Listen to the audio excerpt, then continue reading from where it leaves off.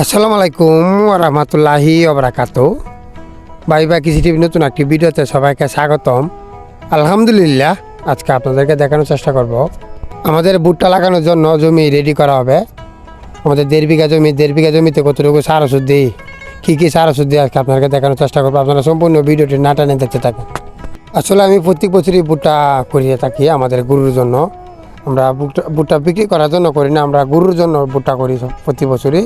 এবার একটু লেট হয়ে গেছে, বিভিন্ন কাজের ঝামেলা অনেক লেট হয়ে গেছে, তাই অনেক পরে জমিটা রেডি করা হচ্ছে ভুট্টা রোপণ করার জন্য। এই জমিটা হলো আমাদের ধানের জমিগুলো করে, এটা মূলত ধানের জমি। আমাদের বাড়ির পশ্চিমে 20 রোডের পশ্চিমে জমিটা, আমাদের বন্ধে এই জমিটা। এই জমিটার মধ্যে যখন আসলাম তখন দেখলাম ওনারা আঁশ নিয়ে যাচ্ছে আমাদের এখান থেকে। বলতে ওনারা প্রতি বছরই আমাদের আগুন মাসের ধান কাটার পরে আসে, একবার এরে ধান কাটার পরে আসে। কিন্তু আগুন মাসের ধান কাটার পরে ওনারা আইছিল। ওনারা 2 দল আছে আমাদের এখানে, আঁশ নিয়ে ওই এক দল চলে যাচ্ছে।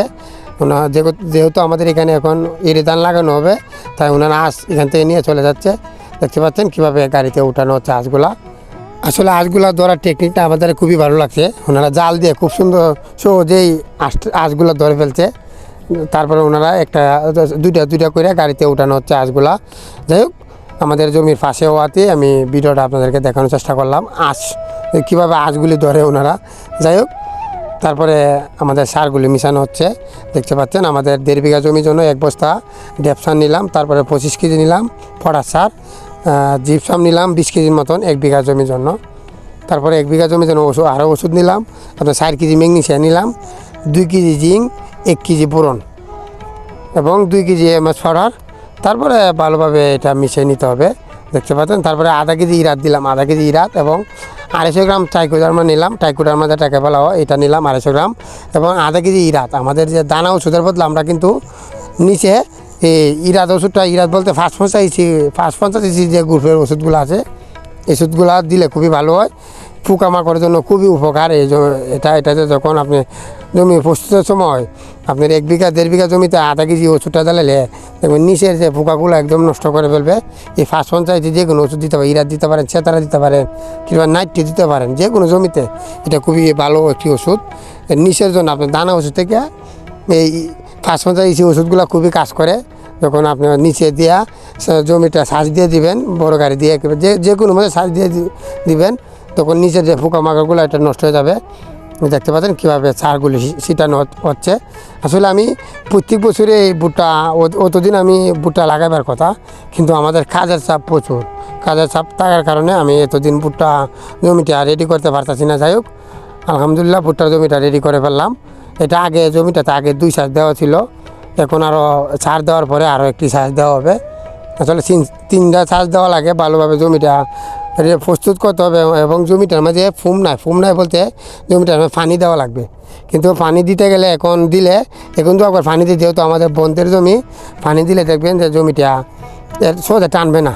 তাই আমরা আগে ভুট্টা রোপণ করবো, রোপণ করার পরে তারপরেতে এই জান রাখবো,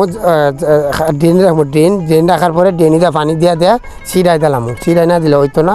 যাই হোক, আসলে আজকে আপনাকে দেখানোর চেষ্টা করলাম আমাদের এই ভুট্টার জমিটা কীভাবে প্রস্তুত করা হচ্ছে এবং কী সার ওষুধ দিই।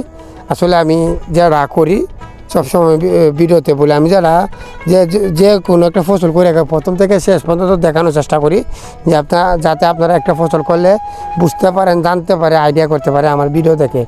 আমার ভিডিও যারা দেখবে, যারা নতুন কৃষিতে আসতে চান, অবশ্যই আমার ভিডিও দেখলে আপনাদের কৃষি জমিতে কিছু ধারণা হবে। কৃষিকাজ করতে গেলে কোন সময় কোনটা দরকার এবং কতটুকু কাজ করা লাগে আপনাদের কিছুটা ধারণা হবে। আমার যেহেতু ক্যামেরাম্যান নাই, তারপর আমি যতটুকু পারি আপনাদেরকে দেখানোর চেষ্টা করি। আপনারা সবাই আমার জন্য দোয়া করবেন, আমি যেন ভালো থাকি, সুস্থ থাকি এবং কৃষিকাজগুলো ঠিকভাবে করতে পারি। আর আরও দোয়া করবেন যাতে আমাদের ফসলগুলি ভালো হয়। আমরা যারা কৃষিকাজ করি সবার জন্য আপনারা দোয়া করবেন, যাতে আমরা কৃষি ভালো ফলাইতে পারি। আর আপনারা যে কর্মস্থানে আছেন, দোয়া করি আমি আল্লাহর জন্য আপনারা কর্মস্থানকে আল্লাহ বরকত দান করুক, যাতে সুস্থ থাকুন, ভালো থাকুন। আর আপনারা যারা আমার ভিডিও দেখেন সবাইকে অসংখ্য ধন্যবাদ জানাই। আর অবশ্যই আপনারা কমেন্ট করে যাবেন। এই বলে আজকে ভিডিওটা এখানে শেষ করে দিলাম। আসসালামু আলাইকুম ওয়া রাহমাতুল্লাহি ওয়া বারাকাতুহু।